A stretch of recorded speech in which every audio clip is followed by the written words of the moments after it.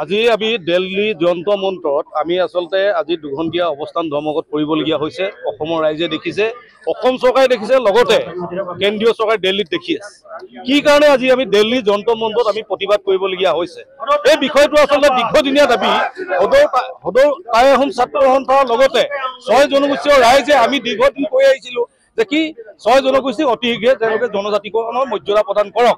কিন্তু আজি পৰ্যন্ত অসম চৰকাৰ তথা কেন্দ্ৰীয় চৰকাৰে এই কথাটো গুৰুত্ব দিয়া নাই। সেইটো কাৰণে আমি পুনৰবাৰ দিল্লীৰ যন্ত্ৰ মন্ত্ৰৰ পৰা তেওঁলোকক এটাই আমি আহ্বান ৰাখিব বিচাৰিছোঁ, লগতে তেওঁলোকক আমি আচলতে সকীয়াই দিব বিচাৰিছোঁ, যদি 2026 চনৰ নিৰ্বাচনৰ আগমুহূৰ্তত তেওঁলোকে এই বিষয়টো নিষ্পত্তি নকৰে, তেতিয়াহ'লে কিন্তু 26ৰ নিৰ্বাচনত 6 জনগোষ্ঠীৰ ৰাইজৰ লগতে অসমৰ প্ৰতিটো খিলঞ্জীয়া জাতি জনগোষ্ঠীয়ে একত্ৰিত হৈ মাৰ বান্ধি কেনে আমি অসমৰ পৰা বিজেপি চৰকাৰক পুলিয়ে পখাৰে উঘালি পেলাবৰ কাৰণে আমি পণ ল'ম।